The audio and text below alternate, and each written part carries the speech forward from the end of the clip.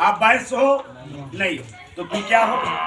दिखाई नहीं शूद्रो देता ना, ना। शूद्रो की नहीं हो। चालू हो गया। वर्ण व्यवस्था में आप क्या हो? शूद्र। और इस वर्ण व्यवस्था में शूद्र हैं हम लोग। आज की व्यवस्था पे ब्राह्मण को पढ़ने का अधिकार था, पढ़ाने का अधिकार था, धन रखने का अधिकार था और शस्त्र रखने का भी अधिकार था। इतने अधिकार थे इसको, चारों अधिकार थे। चारों अधिकार के बाद ये क्षत्रिय आ गया। ये पढ़ सकता है और पढ़ा नहीं सकता है, धन रख सकता है और हथियार रख सकता है, दे नहीं सकता। ठीक है। और इस ब्राह्मण की क्या करेगा?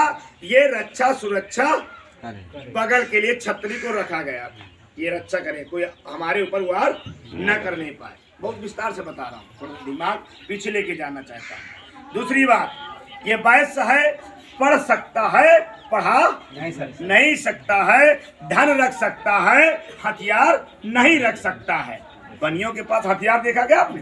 तमंचा बंदूक देखा क्या? नहीं देखा।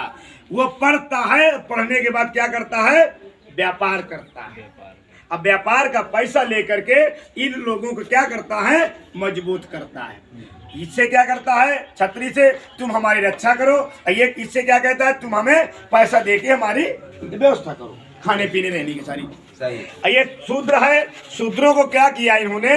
3 वर्णों की मात्र सेवा करना। आपको गीता में पढ़ लीजिएगा, गीता में पढ़ लीजिएगा। वर्ण व्यवस्था के अनुसार में गीता यही संदेश देती है कि इन तीनों वर्णों की शूद्रों को सेवा करना है। और सेवा तब करना है निस्वार्थ भाव की सेवा करना है। कोई उसका मतलब, अभी कहते हैं कहावत में कि मेहनत करो और मेहनत करो, मेहनत की फल की इच्छा मत करो। फल नहीं लेना है आपको, खाली इनकी सेवा करते रहो, सेवा करते रहो। और सेवा करने के बाद आज हमारे भारत में हमारे महापुरुष राजा और महाराजा थे। हमारे पुरखे क्या थे? राजा और महाराजा थे। जैसे एक कबीरदास जी थे, राजा थे। रविदास जी राजा थे। इधर साहू जी महाराज, पेरियार साहब, गुरु नानक जी, फातिमा शेख, रमाबाई भाई अम्बेडकर, इधर Savitri by Phule, Narayan Guru ji, Jyotiba Phule, Sahu ji Maharaj, Dina Bhana, Kanshiram, DK. खपाड़े साहब, बाबू जगदेव प्रसाद कुशवाहा जी, ये बहुत सारे महापुरुष हैं।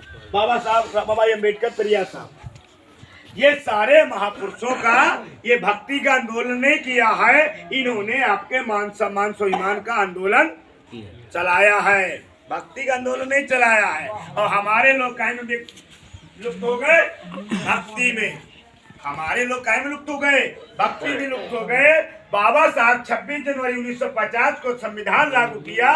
संविधान जैसे लागू किया, संविधान लागू होने के ठीक पहले एक ही हेडलाइन में कर दिया, जितने भी हिंदू धर्म के धर्म ग्रंथ हैं सभी को मैं एक ही लाइन पे सुन्न करता हूँ। है जानकारी? गलत तो नहीं कह रहा हूँ? संविधान आपको अधिकार देता है कि सभी हिंदू धर्म के जितने धर्म ग्रंथ हैं, तीज त्योहार है, जितना भी हिंदू धर्म में आता है, सभी धर्मों को मैं एक ही लाइन पे सुन्न करता हूँ। सुन्न कर दिया, सब कुछ खत्म हो गया। फिर भी हम लोग सबके आगे हो रहे हैं। वीडियो बन रहा, वीडियो बन रहा, सबकी आएगी फोटो और सबको खड़ा करके अभी फोटो लेंगे हम। हम खमौर लड़का पैदा किए तो नाम रख पाए क्या? नहीं रख पाए। पिछुआने गए ना पुरखा के यहाँ। नहीं करना है, कोई कुछ काम करना है, घर में प्रवेश करना है तो पहले पंडित जी के पास जाते हो आप। आज भी आप लोग ऐसा करते हो। मैं ये नहीं तो हर आदमी करता है। कुछ लोग होंगे जो समझदार होंगे, जागरूक होंगे, उनको लोग क्या कर देते हैं? हमारे जैसे लोगों को पागल बोलते हैं। मैं इंडिया में पंडितों का मान सम्मान करना बंद कर और दिए हैं। वो क्या कहते हैं? वो मंडल ये अध्यक्ष के अंदर ये पुरानी व्यवस्था, परंपरा है, परंपरा व्यवस्था बावन में